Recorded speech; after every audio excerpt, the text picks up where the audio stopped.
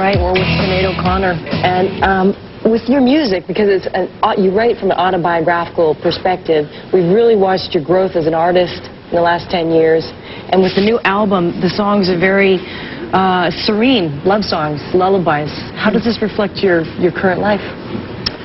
I guess they're love songs and lullabies, and they're also hymns, and they're also nationalist songs, but chiefly for me they're hymns, which is why it's called Gospel Oak. The oak being a symbol of the worship of God as a mother, it's the gospel of the mother. So I guess except they're hymns not in the traditional sense of normally us speak. Normally hymns are us speaking to God, but they're what I imagine God would say if God were to speak to us.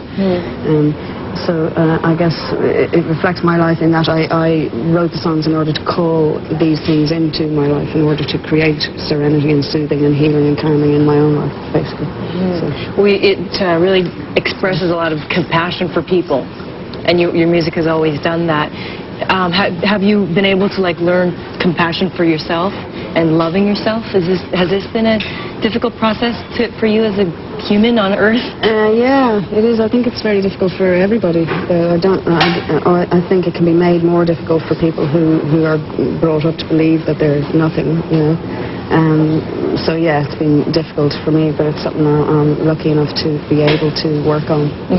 So. And the mother, the idea of exploring the mother side of Christianity, when that is so downplayed. Yeah, not just Christianity, but just the whole idea of God the Mother. I mean, the Jews used to worship God the Mother also. Is that right, eh? Yeah. This is way before which is what this symbol is about. It's called the Magda David, and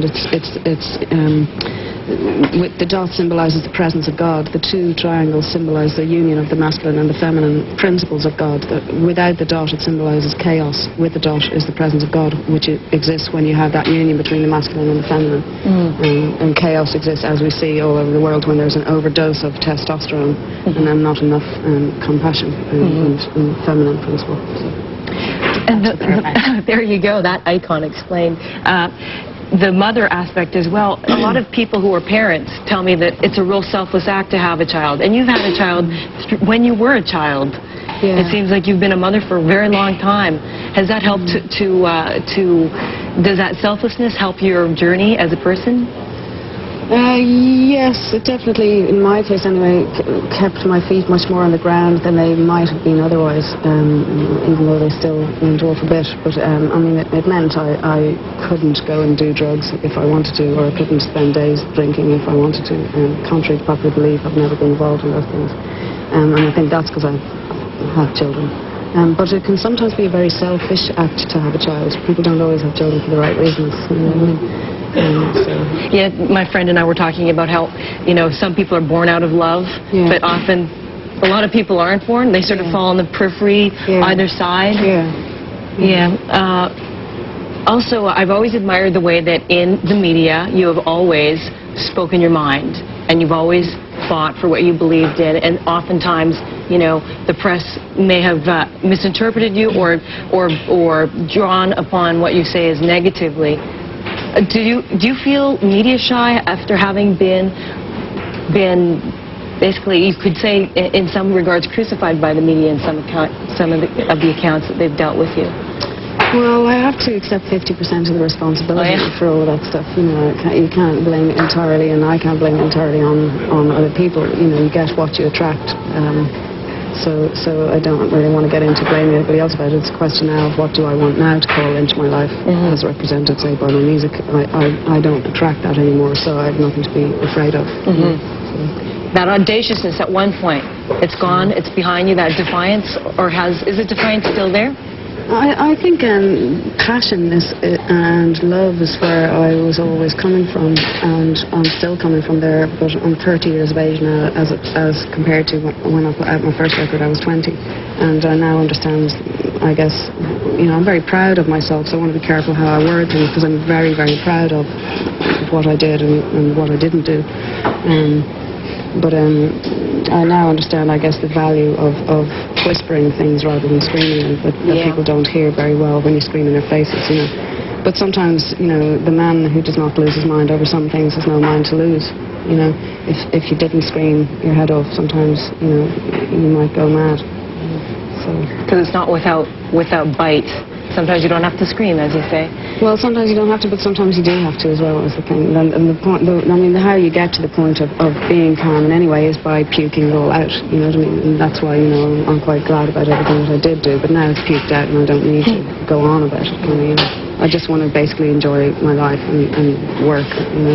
It's really great to see you performing. Like, you seem really centered, as opposed to, like, expending a lot of energy outward. You're like, your eyes are down and it really feels like you're inside your own space. Yeah, well, I have to be to sing. I'm very shy, so I have to get into my own space and pretend that you're all not there, kind of, or I can't do it. In 1987, when you first emerged in the popular mainstream, it was like, wow, who is this person? She's like a supernova. You were wild, confident. You had that defiance. You had that vulnerability. You were an anomaly at that point. You really stood out, and you were a huge influence to a lot of creators and subsequent creators in pop music, from PJ Harvey to Alanis Morissette. Do you acknowledge your groundbreaking influence on these artists? Yeah, I do. Yeah. Does it feel good? Yeah. Yeah, definitely. Yeah. Do you like where pop music is heading? What's some of the stuff that you're listening to these days? I like all the very sexy R&B stuff. Particularly I like this woman called Missy Elliott, who's just put her record out there about a week ago. I love all that sexy stuff. I like all the R. Kelly stuff before the Gotham City. So soul singers. Yeah. Mm-hmm. And you sing of God a lot in the album. And what is God to you? I think that God, I always put in inverted commas, nobody knows what it is, and I know just the same amount as anybody else, which is nothing. I think though, and feel that it's lots and lots and lots of things, and one of the things that it is I think one's own subconscious, another part of oneself that one isn't always in contact with, but which is always trying to get in contact with us, and does, I think, through music as well as some other way. But I guess God is love now. Yeah. That's basically what it is. So. In Petit Poulet, you say that religion doesn't provide answers. I think religion, like music, can't save the world, but what it can do is put its arms around you and comfort you and help you to get through the world.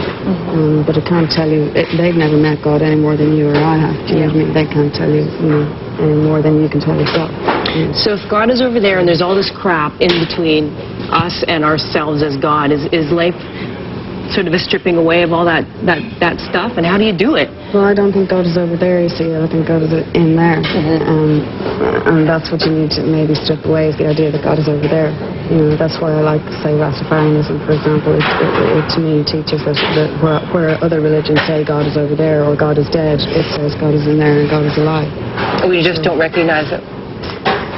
We're embarrassed to, and we've been brought up to deny things which are inside us, and we've had to in order to survive certain things, but now is the age when it's safe to remember, is all. So. What are the similarities and differences between, say, Rastafarianism and Christianity? Well, I guess the one love theory, you know. Okay, and we go from God to Chris Christopherson. Sort of a big leap there. No. When I saw the new video, it was like, well, she's still shocking, but in a different way. There you are with long hair and in bed with Chris Christopherson, his big back there. So what your relationship with Chris Christopherson, and what made you think of that video idea? It was actually the director's idea. Oh, really? John Mabry, who has made most of my videos. Well, the song is a love song. It is about a man in the first place, and it's also a hymn, as I said. But the worship of God as a mother is very sexual, and that's why it's a hymn and also a sexy song.